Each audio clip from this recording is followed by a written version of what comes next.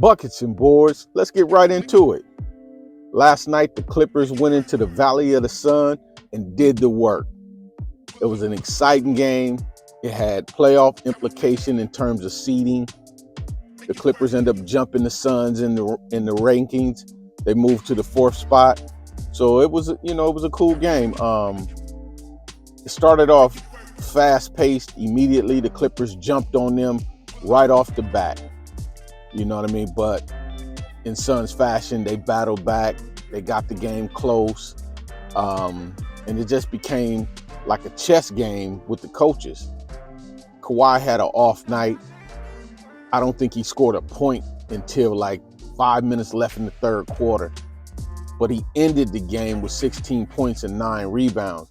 Kawhi, even when his game is not really going well, he will find a way to make an impact and his presence felt in a game, no matter what, off night or not. So going down the home stretch, fourth quarter, it was Kawhi time, and he showed up and did his thing in the fourth quarter. Like I said, he ended up with 16 points and 9 rebounds and didn't even score until the third was almost over. So, I was excited about that. Paul George, I think Paul George ended with like 26 points. He shot 48% from the field, 37% from the three-point line.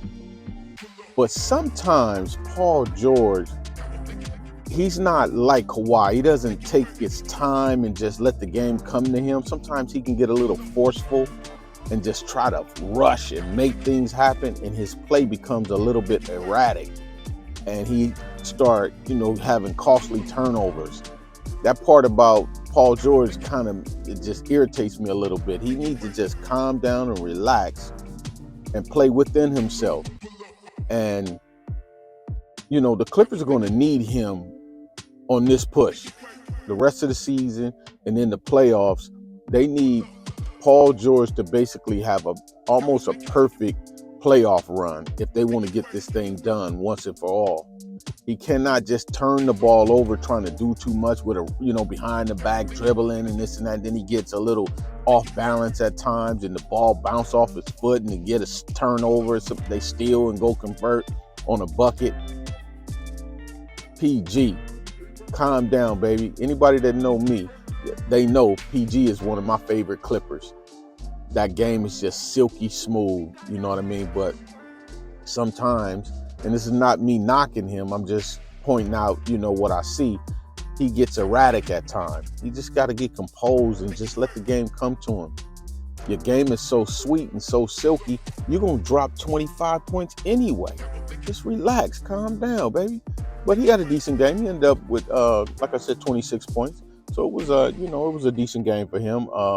But the story of the night was Terance freaking Mann. Terance Mann showed last night that he could be a starter in this league. In my opinion, I think he actually thrives better in the starting role than he does coming off the bench. But he's starting to show everybody that he can be a guy that you can rely on every single night, no matter what. Every night he's not going to score, a lot of points, but he plays smart.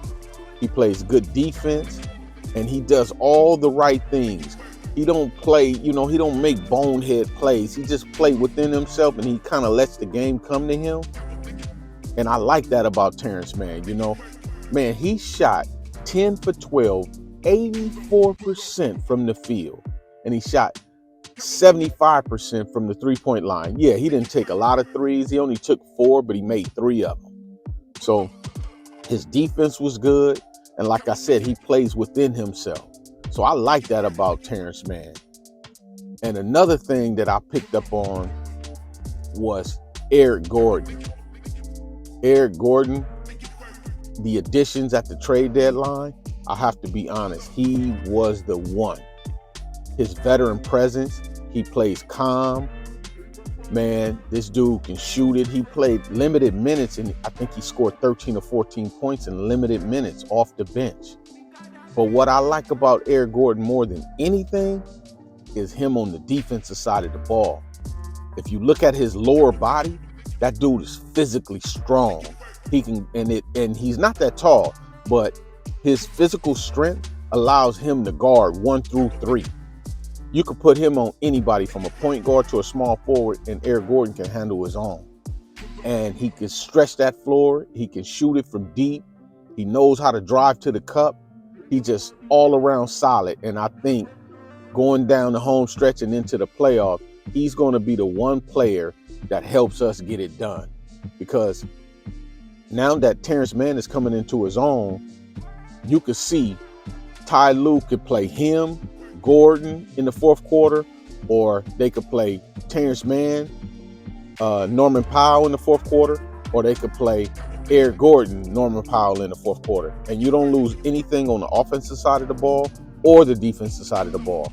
It's just a solid lineup going down the home stretch. You pair any one of them 3 guys in whatever combination, you pair them with PG and Kawhi Leonard, Zubac, or Plumlee, and it's a solid fourth quarter lineup to get these games, to get the W in these games. I just like that, man. Bones. I like Bones. He's still getting acclimated. He's still getting comfortable to know, where and what he's supposed to do at what time, But he was in very limited minutes and dropped 9 points. So, I like Bones, man. You guys leave in the comment section. Let me know what you think. How you feel about Bones? How you feel about Eric Gordon? Another thing I want to point out is Mason Plumlee. I think he was a steal. He didn't play a lot of minutes, but the things that he do on a basketball court when Zubac is out the game is just, man, it's spot on. It's just nice. He's a solid backup big. He could actually play on some teams and be a starter like he was, before the trade deadline. But with us, coming off the bench as that backup big, you don't lose anything. So big salute to Plumlee. He's a solid backup big, man.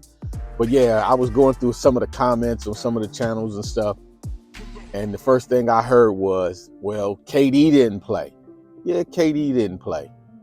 And that was the excuse the Suns fans were making. But I could easily point to how many times is Kawhi Leonard not going to score a point until the third quarter is almost over with. And also, we didn't have Norman Powell tonight.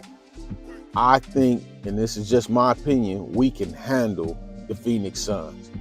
Guys, you don't have to be scared of the Suns. We can handle them. We haven't even jailed yet. This is going to be scary when everything is in unison and the team is clicking. It's going to be scary going down this home stretch. We got all the pieces in place that we need to get this thing done.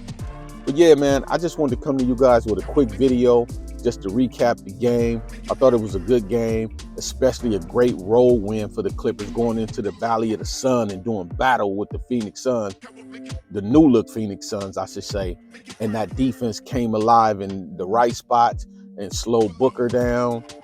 Terance Mann went off. It was just a great win, man. So yeah, that's all I really got on this take. This has been another one from your host, Passport T. This is Buckets and Boards. You guys out there that haven't subscribed, you just moonlighting, hit the subscribe button, hit the like button, share the video so we can get this thing popping, man, because once I get 1,000 subscribers, I got some things in store for this channel, man. So support the grind, and I'll see you guys on the next one. Peace.